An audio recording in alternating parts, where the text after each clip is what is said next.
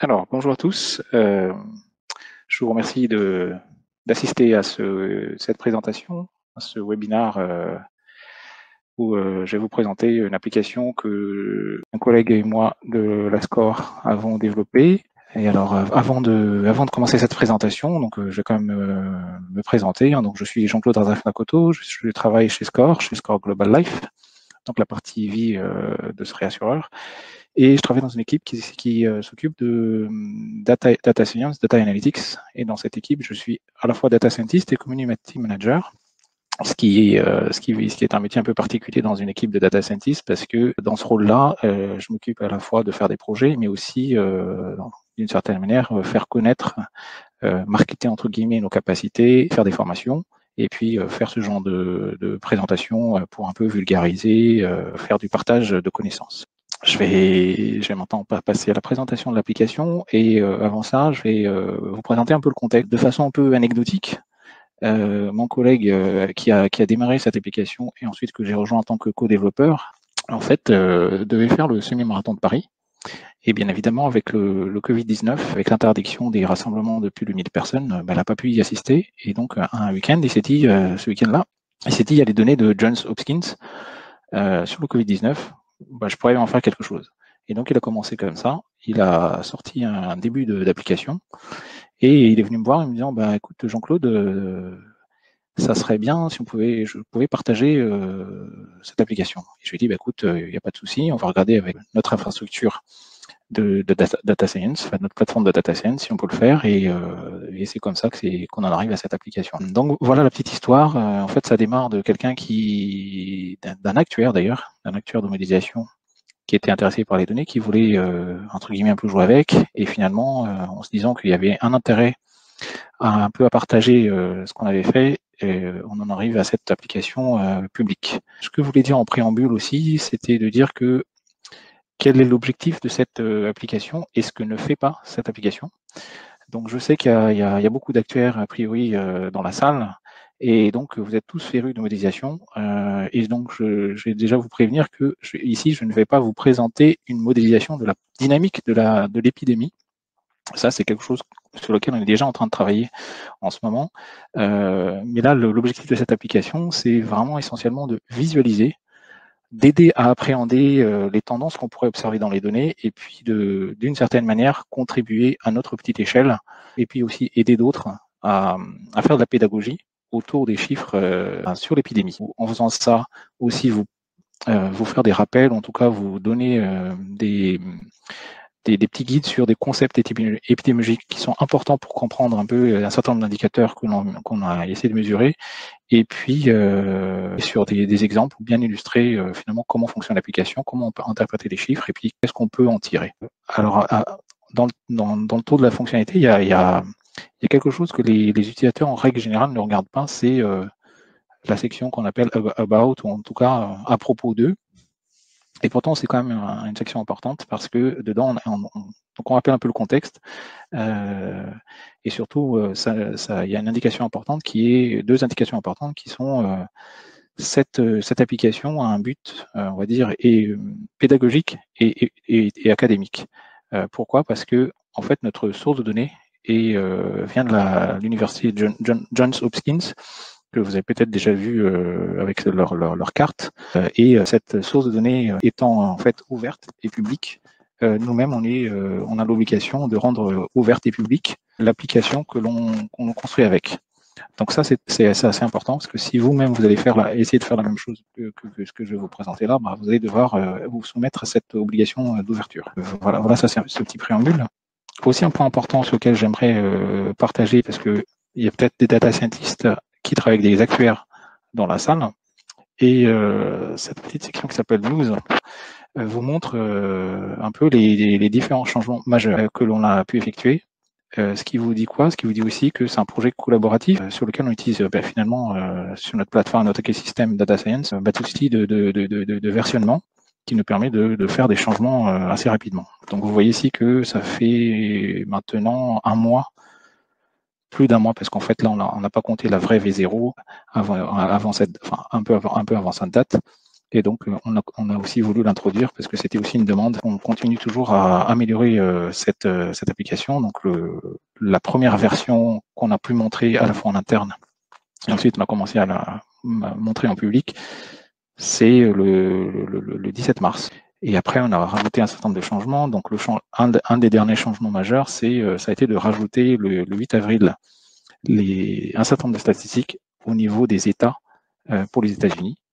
Parce qu'en fait, ça, c'était des statistiques qui étaient relativement peu disponibles de nos souscripteurs qui faisaient face au marché aux États-Unis. Donc ça, c'est un peu cette partie un peu incontournable. Là, ça, c'est une partie un peu juridique, mais qui est nécessaire. Hein. Donc, encore une fois, c'est quelque chose qui est important quand vous développez ce genre d'app et que vous le mettez en public. La partie contact, ça vous montre en fait ce côté collaboratif. Hein. Donc, celui qui a créé cette application qui s'appelle Marius Pascariu. Moi, je suis co-développeur avec lui maintenant dans cette phase maintenance évolution. Et ensuite, on a un certain nombre de collègues, un actuaire, des actuaires, notre Head of Data Science, Antoine Lee, que peut-être certains connaissent parce qu'il est prof dans le cursus Data Science pour l'actuariat, et notre responsable du Data Engineering. Et si vous avez des feedbacks à nous faire, vous pouvez les faire via ce mail que je maintiens, qui est knowledge@score.com. Voilà. Bon, j'ai fait ce petit préambule, et maintenant je vais vous faire un peu un tour de l'application. À savoir que cette application, comme je vous disais, permet de visualiser. Donc évidemment, il y a une partie chart. Il y a aussi, vous pouvez aussi voir entre guillemets les données sous forme de série temporelle, et vous pouvez hiérarchiser selon un certain nombre d'indicateurs les pays, soit à la fois en tant que pays, ce sont les continents, les régions. Ensuite, il y a quelques pays un peu qu'on a distingués parce qu'on a réussi à avoir des statistiques un peu plus fines. Donc l'Australie, le Canada, la Chine, selon région, la France. Alors la France, ce n'est pas selon les départements, parce que ça, il y a d'autres sources qui permettent de l'avoir, mais pas la source qu'on a prise, qui est celle de Johns Hopkins, le UK, et les États-Unis, où on aura les États. Et donc, j'ai déjà passé cette partie about, et on a la possibilité de changer. Donc, là, si je reviens sur les graphiques, donc vous voyez qu'on a des boîtes ici qui vous donnent des indicateurs macro. Donc, le nombre de cas. Donc, on a dépassé depuis un petit moment déjà les 2 millions. 2 millions de cas dans le monde entier. Donc ça, c'est ce qui s'appelle la région ici, c'est le périmètre géographique. On commence à s'approcher des 100 000, pratiquement 97 000 cas par jour. En cumulé, on est à plus de pratiquement 144 000 décès. Donc, je reviendrai sur ces indicateurs qui est le Case Fatality Ratio. Donc, en français, on va dire que c'est le taux de létalité, en fait de l'infection. Là, on a un indicateur, on l'a mis en vert parce que ça reste quand même quelque chose de positif. C'est 532 401 personnes qui sont guéries. Et un indicateur, je reviendrai dessus aussi, c'est a priori, là, on a calculé qu'il faut un peu moins de 14 jours pour que le nombre de cas double. Donc voilà, mais ça va être variable évidemment par région. Donc voilà, on peut effectivement changer la géographie. Par exemple, décider de regarder uniquement la France, et je peux aussi décider soit d'élargir ma fenêtre temporelle, donc là du 2 février au 16 avril, de changer de faire une transformation des axes des Y. Donc là, on reste en identité, donc X et Y sont en identité, et puis on peut prendre échelle logarithmique. Alors, en fait, l'échelle logarithmique est assez intéressante lorsque on est dans un cas où la progression est exponentielle, parce que dans ces cas-là, en fait, vous allez voir une droite apparaître. On a permis de faire une extrapolation qui peut aller donc là, si l'horizon d'extrapolation est nul, ça veut dire qu'en fait, vous ne faites pas d'extrapolation. Par contre, on peut aller jusqu'à 14 jours. Évidemment, on a mis quand même un petit, on va dire, warning, où on rappelle qu'il faut quand même être assez attentif aux données que vous mettez dans cette extrapolation, c'est-à-dire que il y a certains cas où vous n'avez très peu de données, déjà parce qu'il y a peu de cas qui sont apparus, donc c'est pas forcément le cas de la France. Et puis qu'en fonction en fait, de votre intervalle fenêtre temporelle, évidemment, ça va avoir une influence. Ici, par exemple, si je choisis du 31 mars au 16 avril, je n'ai que 16 jours, un peu plus de 16 jours. Évidemment, je ne vais pas m'amuser, enfin, ça n'aura pas tellement de sens de projeter à 14 jours. Ça va faire n'importe quoi. Donc ça, c'est le petit warning. Et on a proposé plusieurs méthodes d'extrapolation, hein, donc soit avec un spline, un trend linéaire, fonction quadratique, polynôme de cubique ou polynôme de degré 3. Donc voilà, ça j'ai parlé ici donc un peu déjà de la partie projection. Je vais revenir maintenant sur les différents indicateurs. Donc, je vais me remettre sur, mettons jusqu'au 2 février. Donc là, on peut regarder le nombre de cas total. Donc ça c'est du cumulé. Donc là, on voit que sur la France, à aujourd'hui, on a déjà plus de 147 000 cas. Idem pour les décès. Là, on va avoir les... Alors, pardon. Précision importante. Quand je dis cas, en fait, ce sont les cas confirmés, c'est-à-dire les personnes qui ont été testées et on a confirmé qu'ils sont positifs au Covid. Là, ce sont les décès. Alors, encore une remarque importante, ce sont les décès à l'hôpital, constatés à l'hôpital.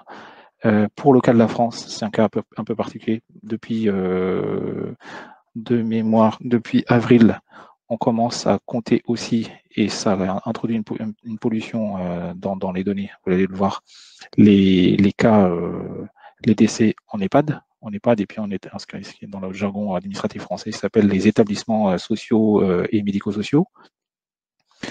Donc voilà, donc on peut voir donc le nombre total de gens qui sont guéris.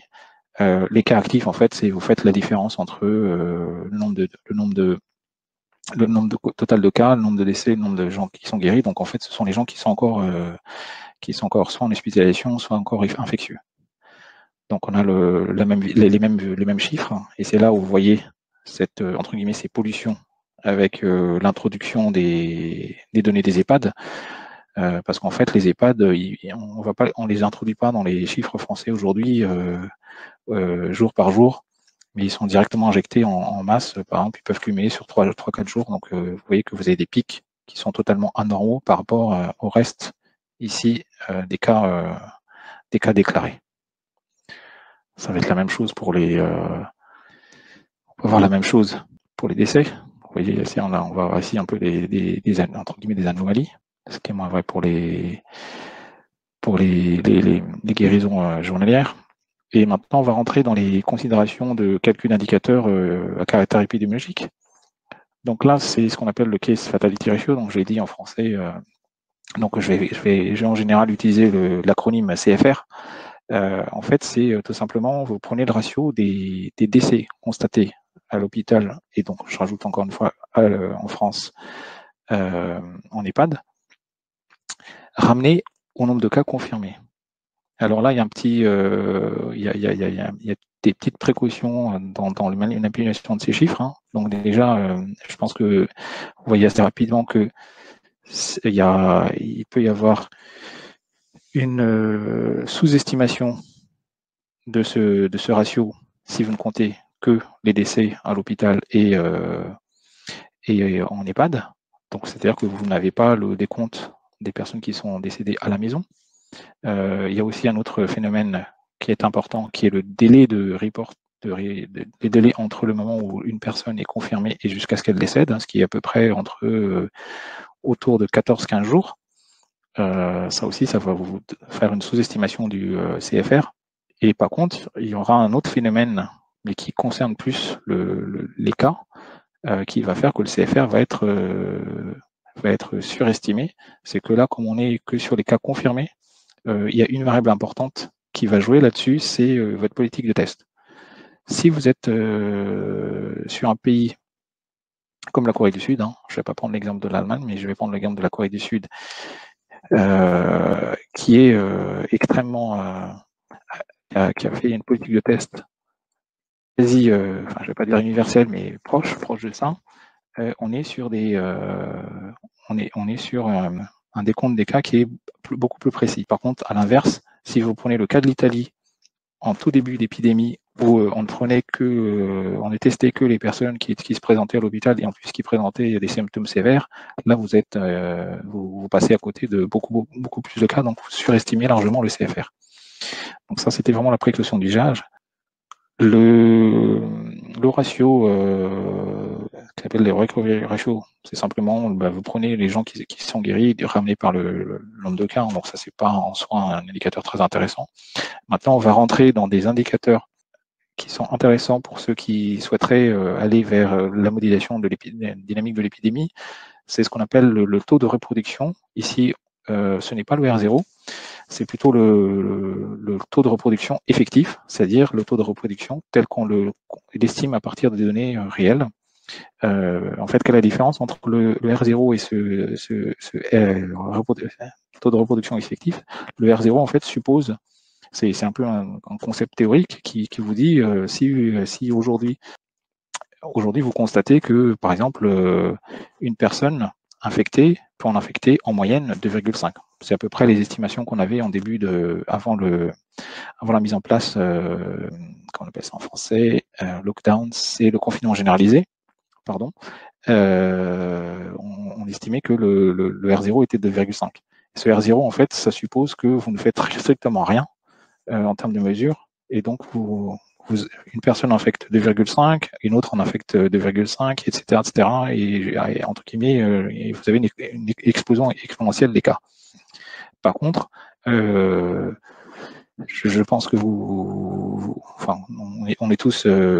on est tous concernés parce que c'est l'actualité, c'est qu'on est tous en confinement généralisé depuis le 17 mars, et on voit que ce R0, là vous le voyez sur le graphique, tel qu'on peut l'estimer, en fait, il est parti d'un pic qui était autour de presque 4.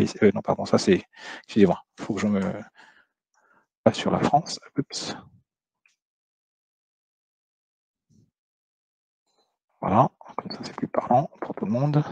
On est passé, donc ici c'est pas là, on va plutôt regarder en mars. On était passé au-dessus de 3 et on se balade entre 1 et 4. Alors là, il y a un effet modèle. Quelles sont les variables de sensibilité là-dessus? On a pris par exemple comme hypothèse que une personne infectée et qui est infectieuse infecte en moyenne une autre personne au bout de 7,5 jours. En fait, cette variable-là, qui est en grosso modo mesure la vitesse de transmission, c'est ce qui va être la variable la plus importante pour estimer ce taux de reproduction.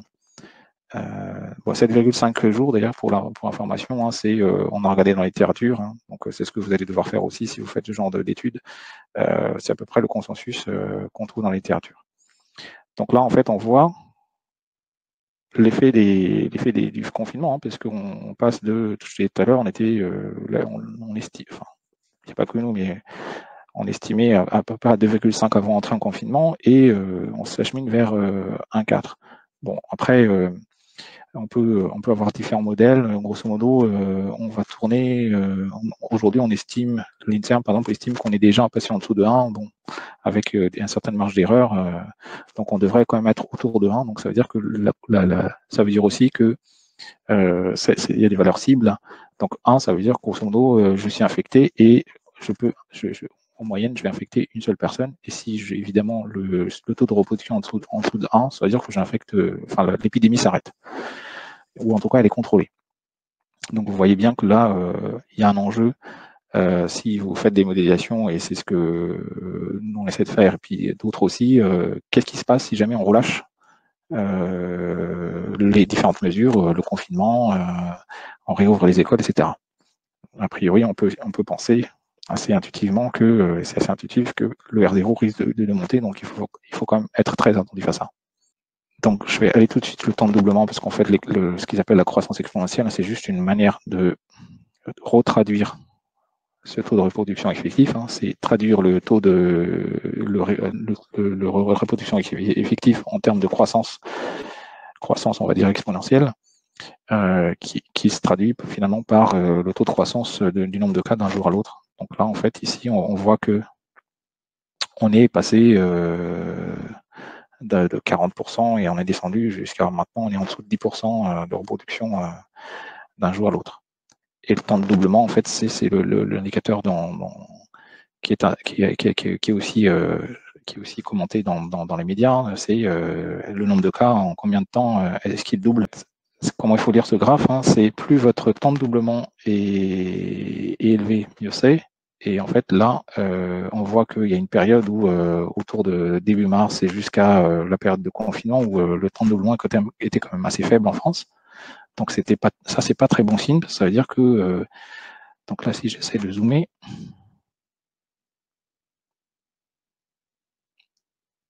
ça veut dire que sur cette période, on est quand même allé jusqu'à en dessous de, en moins de 3 jours, entre 3 jours et 4 jours, on doublait le nombre de cas. Et après, quand le chiffre monte, ça, c'est plutôt bon signe. Donc, le taux de reproduction effectif, le taux de reproduction effectif et le temps de doublement, ce sont des indicateurs qui vont ensemble. C'est-à-dire que plus votre taux de reproduction est faible, bah, ça veut dire aussi qu'il y aura de moins en moins de gens qui sont infectés. Donc voilà. Donc là, j'ai beaucoup insisté sur la partie visualisation, mais ces mêmes graphes, en fait, vous pouvez le retrouver en chiffres. Et là, je vais vous illustrer le cas que je disais tout à l'heure entre guillemets, de l'incohérence des chiffres parfois introduits par les EHPAD. Hein. Et ça, ça demande aussi de regarder les chiffres attentivement et de retraiter ça. Ben, vous voyez ici que le 12 avril, on est passé de 3000 cas à 26 000. Et ça, c'est tout simplement parce qu'on a rajouté tous les EHPAD équivalents dans ce chiffre-là. Et c'est pareil, ce chiffre du 16 mars. En fait, donc voilà. Donc ça, c'est aussi important. Du coup, le point que je voulais, j'en profite aussi pour dire une chose, c'est que maintenant, cette application-là, comme je disais, c'est une première entrée dans les chiffres du Covid.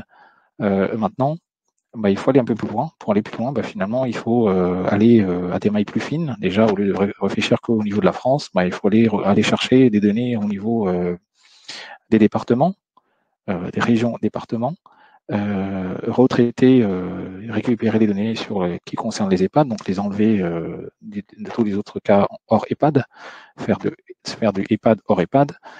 Et ça, c'est un boulot qui est très qui est assez important à faire. Et bon, juste pour vous rassurer, il y a déjà des bénévoles qui ont fait ce travail et qui ont contribué maintenant à nourrir les dashboards qui sont utilisés par le gouvernement, donc notamment M. Salomon au niveau de la Santé publique France. Donc éventuellement, je peux faire envoyer cette référence-là. Donc voilà, je pense que j'ai fini sur cette partie-là, donc sur les chiffres sur la France, hein, sur cette précaution sur les EHPAD. Il y a une manière de regarder aussi ces chiffres, hein, c'est de voir finalement comment les pays se comparent à l'autre. Bon, pour l'instant, on a fait ça sous une forme tabulaire, hein, donc de regarder les pays selon le nombre de cas. Donc vous pouvez là selon le nombre de cas, donc forcément c'est comme ça que c'est rangé. Donc les États-Unis sont passés devant en première position avec 667, presque 668 000 cas.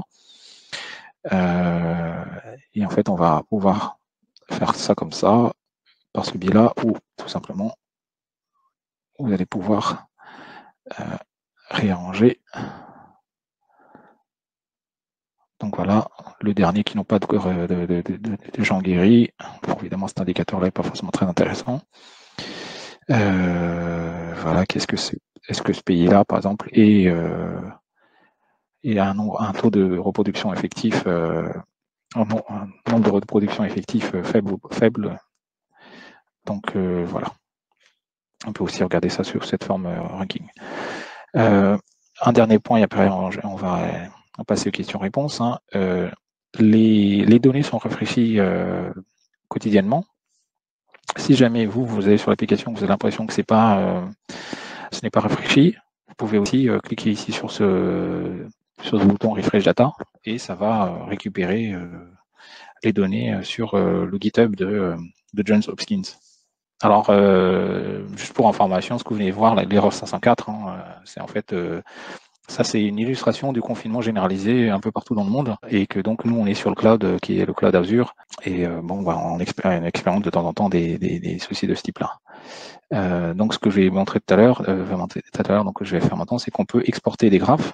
Et en fait, les graphes que vous allez exporter, donc en cliquant sur Export Charts, correspondent en fait au graphe sur lequel vous y étiez, donc avec le périmètre géographique et avec la fenêtre de temps. Donc, vous cliquez sur Export Graph et ce sont des graphes que vous allez pouvoir. Donc là, je vais l'enregistrer quelque part et vous allez pouvoir l'utiliser. Vous pouvez aussi exporter le dataset et pareil, donc je ne vais pas le faire. Et ce dataset-là, en fait, il va vous donner pour toutes les périodes disponibles. Donc mettons selon la géographie et avec tous les indicateurs que vous voyez ici, du nombre total de cas jusqu'au temps de doublement. Voilà. Donc voilà, je vais tout de suite répondre grâce à ça à une première question qui est est-ce que l'app est disponible au public? Oui, tout à fait. En fait, ce qu'il faut faire, c'est, ça j'ai oublié de le dire au début, c'est taper dans votre navigateur covidtrends.score.com tout simplement, et vous allez tomber dessus. Donc vous inquiétez pas, l'URL un peu barbare que vous voyez ici, ça correspond en fait au projet sur notre plateforme de data science. Mais bon, vous avez juste à taper covidtrends.score.com et ça va être traduit directement par votre navigateur.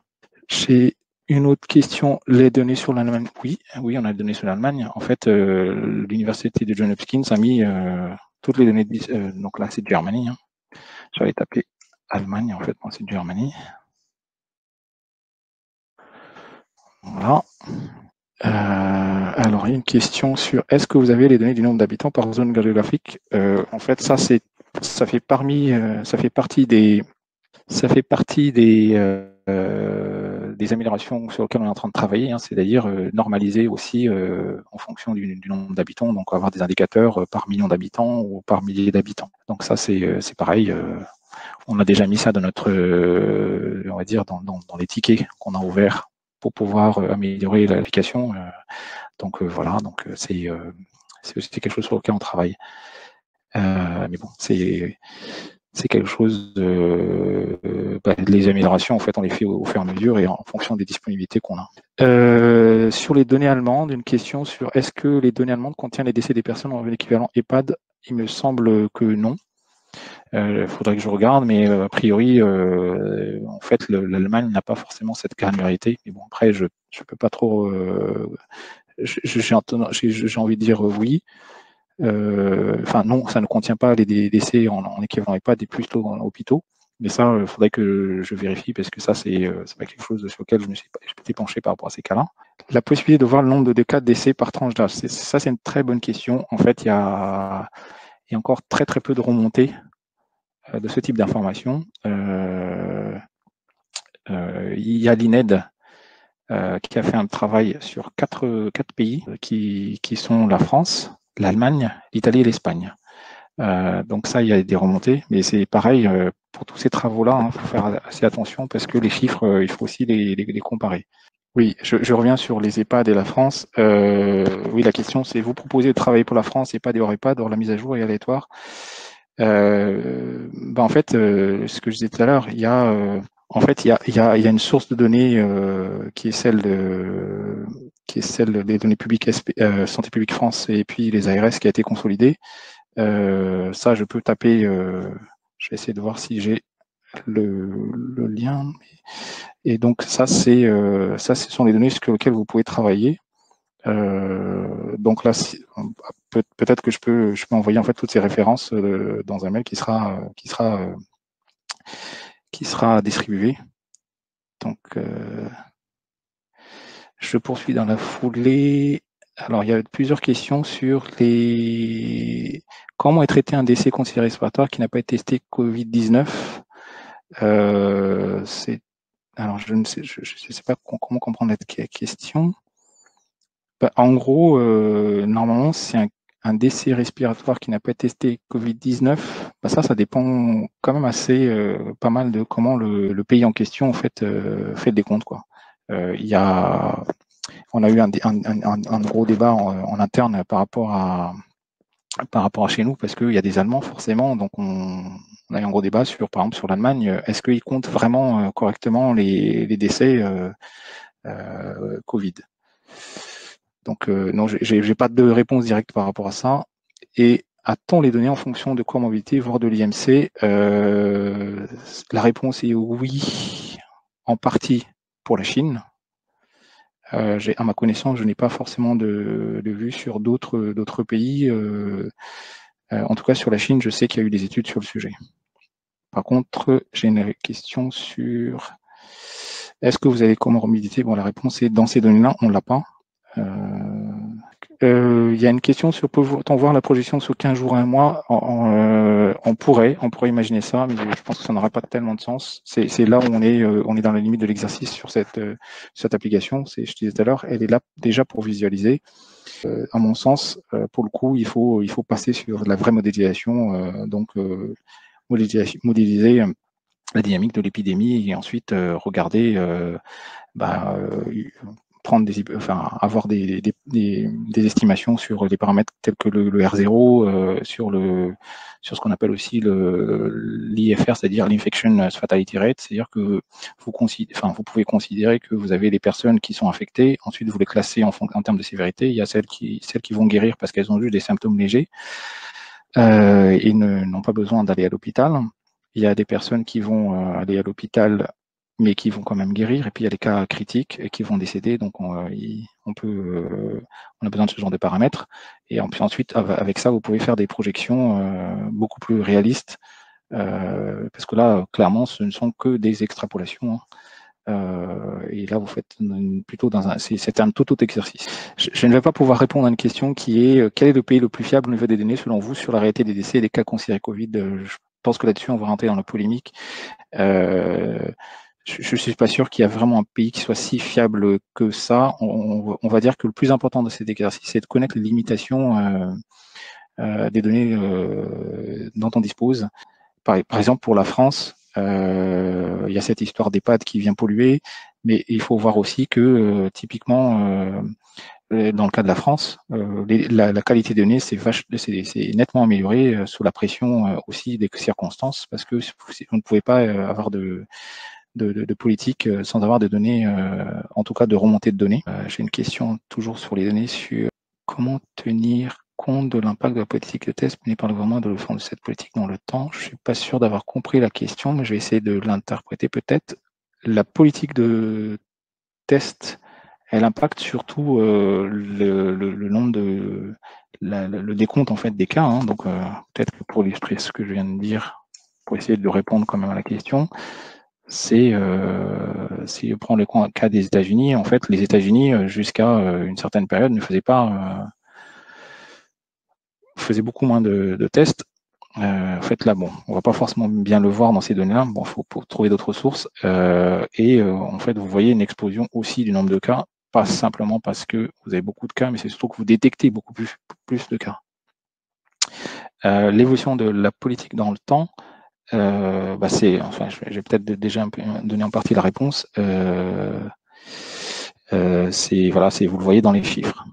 Et j'ai une autre question qui est la modélisation de la dynamique de cas fera-t-elle l'objet d'une autre application? La réponse est oui, puisque je l'ai dit pendant la présentation, on est en train de travailler dessus. Mais c'est aussi quelque chose sur lequel on peut coopérer avec d'autres, hein, parce que peut-être que l'effort n'est pas forcément uniquement d'un seul acteur.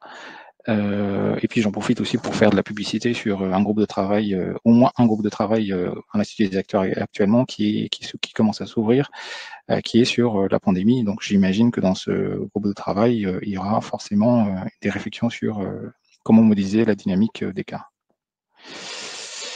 Voilà, je crois que j'ai à peu près tout traité. Il y a une question qui est sur la vision sur une probable deuxième, troisième vague. Et je vais pas forcément avoir de vision, je vais dire, je vais donner une vision personnelle, hein, ça n'engage que moi. En fait, la deuxième vague, elle est surtout très dépendante justement des politiques de déconfinement. C'est-à-dire que si on a une politique de déconfinement sans test systématique, sans traçage des contacts qui permet d'isoler les cas, où il y aura forcément une deuxième vague, et cette deuxième vague risque d'être plus catastrophique que la première qu'on vit là, parce qu'il faut tenir compte d'une chose, c'est quelque chose que je n'ai pas mentionné, mais qui est très importante aussi, c'est les capacités de votre système de santé. Si votre système de santé est déjà débordé maintenant dans la première vague, s'il y aura une deuxième vague, ça risque de faire encore plus mal. Donc voilà. Je crois que j'avais une dernière question à laquelle je n'ai pas répondu, et je crois que oui, c'est une question sur le décès français avec les chiffres de l'EHPAD. Je vais vérifier parce que là pour le coup, je suis un peu dans le live, donc du coup, j'ai pas forcément. Je vais essayer de voir. Je vais vérifier sur cette question du décès avec les EHPAD, parce que effectivement, on s'est posé pas mal de questions sur ça, comment retraiter les données françaises. Ça introduit pas mal d'incohérences, donc nous, on a choisi en fait de ne pas retraiter directement dans l'application. Donc effectivement, ça revient un peu à ce que je disais tout à l'heure en parlant des données françaises. Maintenant, c'est le moment peut-être de faire des analyses beaucoup plus fines et donc d'aller retraiter avec les cas EHPAD et hors EHPAD. Donc voilà, je crois que j'ai vraiment traité toutes les questions, et je vous remercie d'avoir assisté à cette présentation, et j'aimerais juste conclure en vous disant que il faut aussi avoir en tête que, entre guillemets, nous avons tous une responsabilité, parce que nous maîtrisons plutôt bien les chiffres, plutôt bien les données, de continuer à éduquer sur ces sujets-là. Et quand on continue beaucoup à faire de la pédagogie avec cette application, on conclut toujours, quand je dis en fait, c'est parce que plusieurs de mes collègues aussi font la présentation de l'application en interne, on conclut toujours en se disant il faut aussi ramener ça à des dimensions humaines, hein, parce qu'on est dans les chiffres, et en plus j'imagine qu'en face de moi j'ai un public qui travaille dans l'assurance et réassurance. On est quand même assez mal vu, et donc il faut aussi manager notre discours, hein, donc voilà, se rendre compte que quand on appréhende ces chiffres-là avec des personnes qui ne sont pas habituées, il faut vraiment avoir un discours très à la fois très précis, un peu rigoureux scientifiquement, mais avoir vraiment un côté très humain. Donc voilà, écoutez, je vous remercie encore une fois d'avoir assisté à cette présentation, et puis je remercie David Dubois qui m'a permis de la faire, hein, et à tous les membres de l'Institut avec qui je travaille, notamment dans le sous-groupe Club Algo.